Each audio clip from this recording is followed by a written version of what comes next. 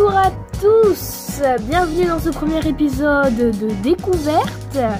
Aujourd'hui dans le sommaire, la pollution sur la Terre, la destruction de la planète et la disparition des êtres vivants, c'est ce que nous allons parler aujourd'hui. Changer son alimentation, passer au bio, manger local, fini la viande et le fromage. Nous avons rencontré des gens qui ont participé à ce changement. Un monde meilleur, notre invité Claude Pia répondra à nos questions.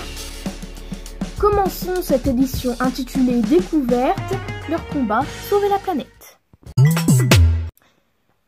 La Terre est une planète polluée, reportage de Laure Buton et Anne-Claire Duchamp.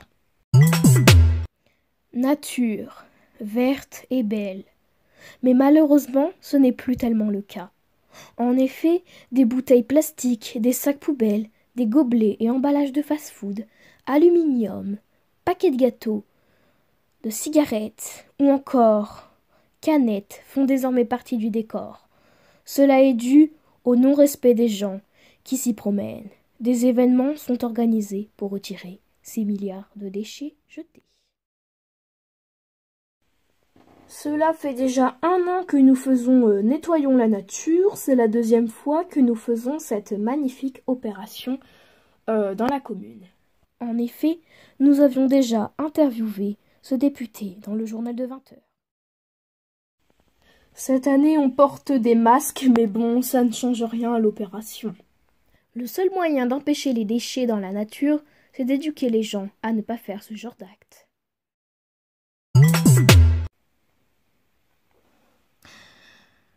Merci Claude Pia, vous êtes notre invité, vous êtes militant écologiste et vous allez nous présenter les chiffres sur les déchets dans la nature. Bonjour Arthur, alors premier chiffre c'est 634 000 et c'est le nombre de kilos de déchets jetés dans les océans chaque seconde, soit 20 milliards de tonnes par an. Deuxième chiffre, 350, c'est le nombre de tonnes de mégots jetés dans les rues chaque année. 400, c'est le nombre d'années qu'il faut à un sac plastique pour qu'il se dégrade dans la nature. Et enfin, 75, c'est le nombre de pourcentage de tortues marines qui absorbent des déchets de plastique.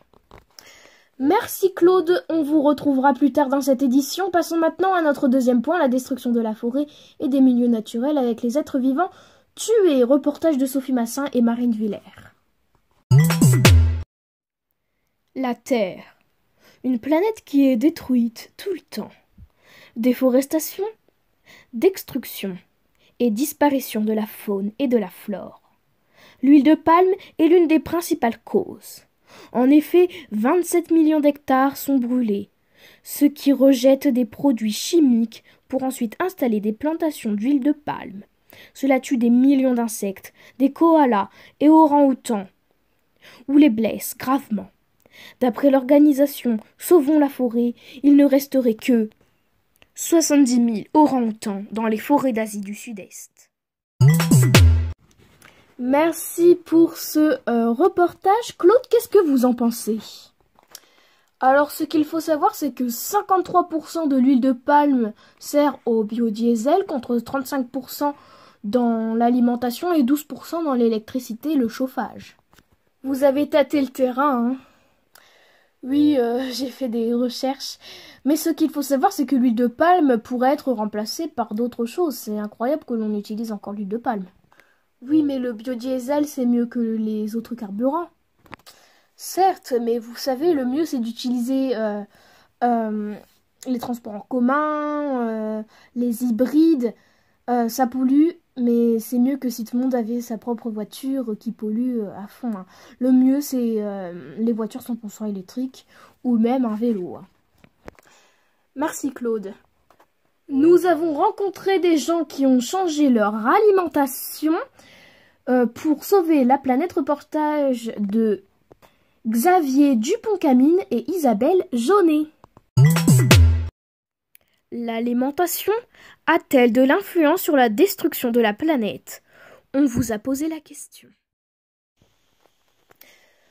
Moi, je pense que non. Après quand même, si. Les grandes usines qui polluent. Ouais, c'est vrai, j'avoue. Oui, bien sûr. Il faut manger bio, c'est mieux. Non, non, non, bien sûr. L'alimentation a de l'influence sur notre corps. Oui, la viande et le transport des aliments, c'est mauvais, très mauvais pour la planète. Oui, je crois que les usines, les transports et tout ça, je ne pense pas que ce soit génial. En effet, manger local est mieux pour la planète. La plupart des aliments étrangers sont transportés en avion, sachant qu'un vol venant de Sydney produit déjà 6,75 tonnes de CO2. Nous avons rencontré Bernard Leclerc qui a décidé de manger bio et local. Alors moi je mangeais normalement, ça veut dire que je ne regardais pas d'où ça venait, si c'était bio ou pas. En 2015 j'ai regardé un reportage, puis là ça a été le déclic. J'ai commencé à acheter bio et local.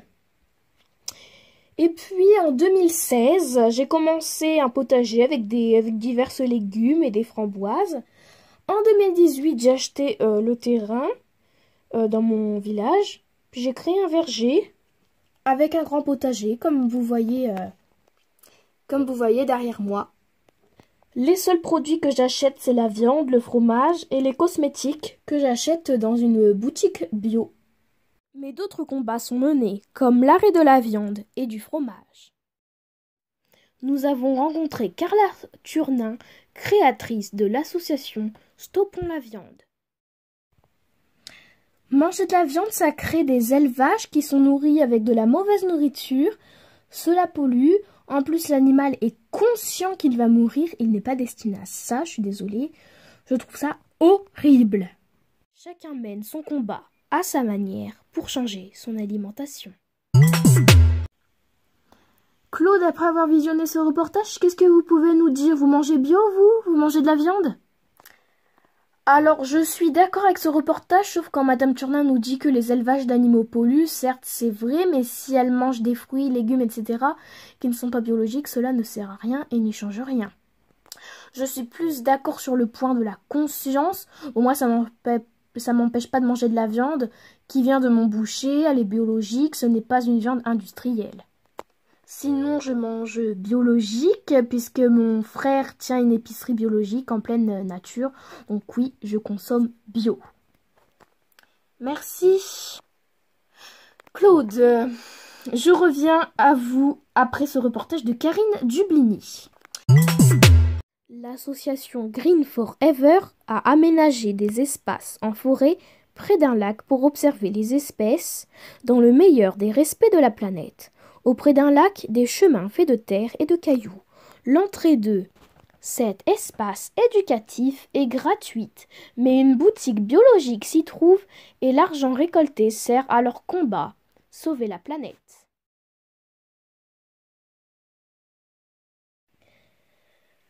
Alors, cet aménagement a déjà fait récolter 10 000 € pour l'un de nos principaux combats, retirer l'espace ferroviaire qui passe dans la forêt.